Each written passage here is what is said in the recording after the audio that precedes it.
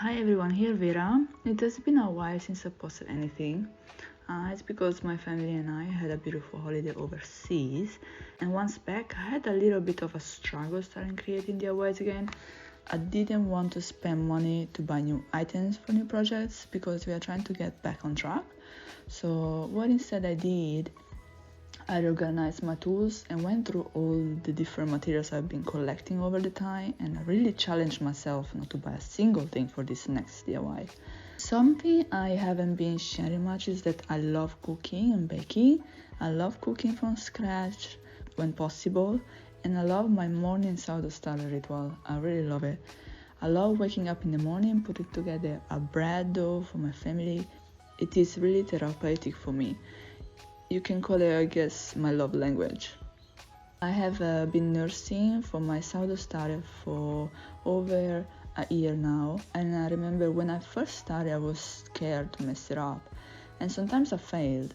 The bread wouldn't cook right, or I wouldn't let the dough rise enough, or even forget to put salt in it. It has been a year, and now I can say confidently that it became a skill of mine. Here I am making a white bread loaf in the bread machine. I let the bread machine do the work of mixing and rising, and then I will bake it in the oven. It is a great solution if you don't have time in the morning to stretch and fold. I will leave the recipes of this video in the description box. So while in the kitchen I feel confident and know the steps to follow. When I DIY, a lot of doubts rise. I suppose it is normal. I question every step. That's why cooking is so therapeutic. I can make it happen without overthinking.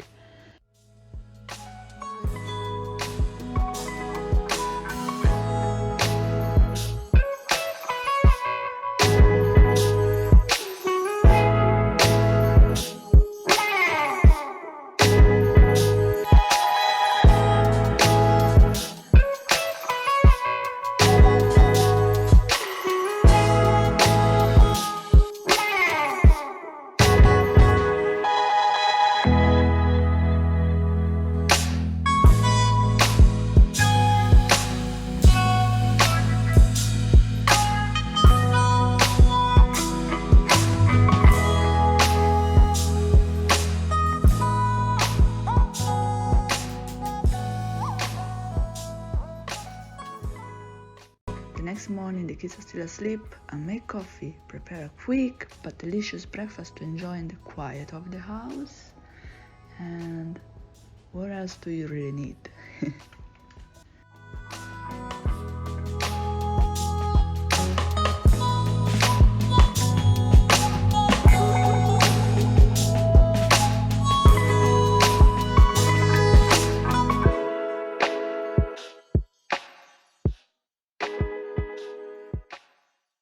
Alright, this DIY is starting to take shape in my mind. I wanted to use these pieces of square pine wood I have from remaking my wine cabinet legs.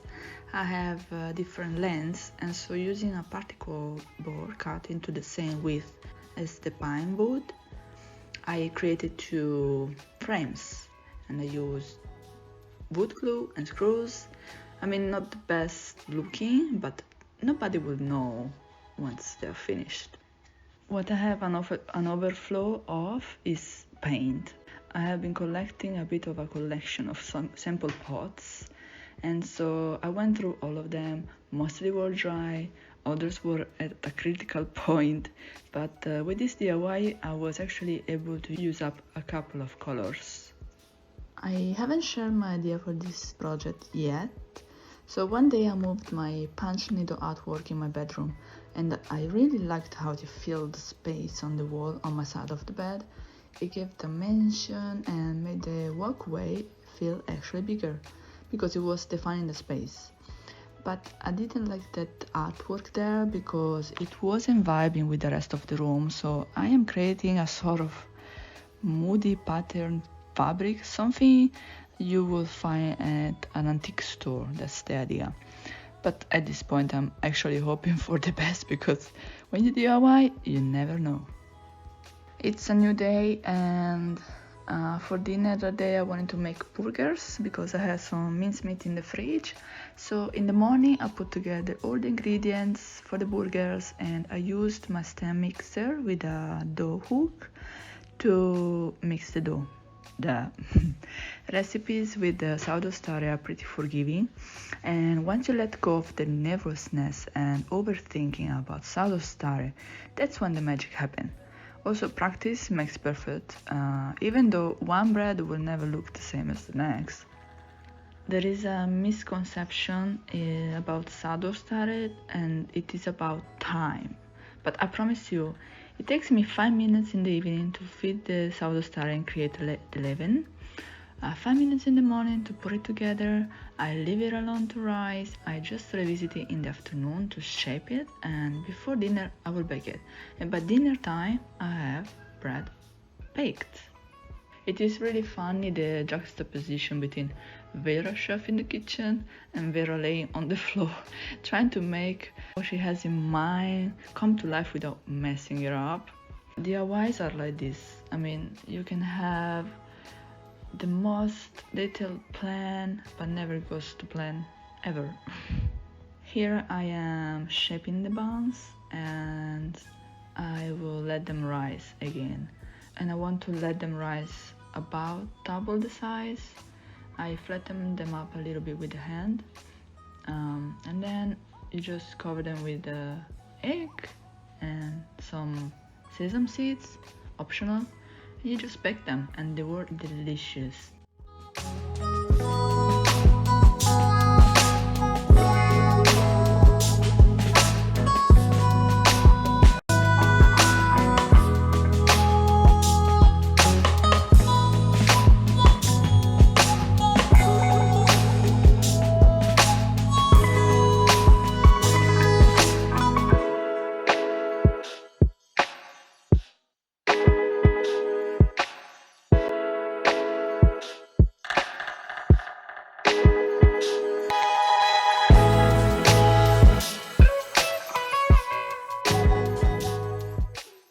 Alright, so I have small batches of discard, and so today I'm gonna make chocolate chip muffins.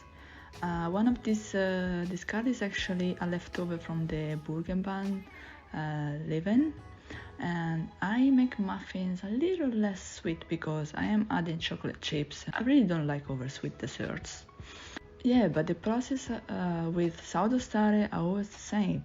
You mix, you let it rise, you shape it, and then you let it rise a little bit more, and then you just bake it. And this process is almost happening with any of the recipes, really. I suppose when you accept that sourdough starter takes a bit of time and routine, you will be able to make it happen without overthinking it, and that's the key.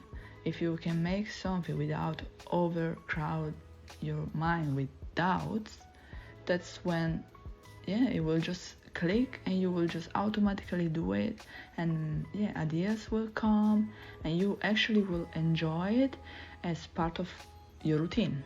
Here I am making the finishing touches to this pattern. When I DIY, I usually do little by little. I usually spend time DIY when my son is napping in the afternoon, which is about an hour and a half depending on the day, which is better than nothing at the end. Sometimes taking little steps at a time is better than do a full DIY in one day because you're kind of rushing it. So you do a step and then you stop, you let it sit there, you maybe change idea, the day after you can fix it. That's what I like about DIYs. Give you time to make decisions and trust yourself. The only thing left to do is to wrap the fabric around the frame that we did, and I'm so happy because I used up some of the particle board, I used up all of the square pine wood, I used up some of the fabrics that I have, I used up some of the colors of paint colors I have, and yeah, I have more space now. The end result, I really loved it. When I painted the fabric with watered down dark paint, I thought I messed it up, but I actually made the DIY come to life. That proved that you need to trust yourself in the process and always finish the project before judging it. And I love it. It looks like a piece of old fabric and it goes with the vibe of the bedroom. Alright, we're at the end of this video. Thank you so much for stopping by and have a great rest of October. Bye!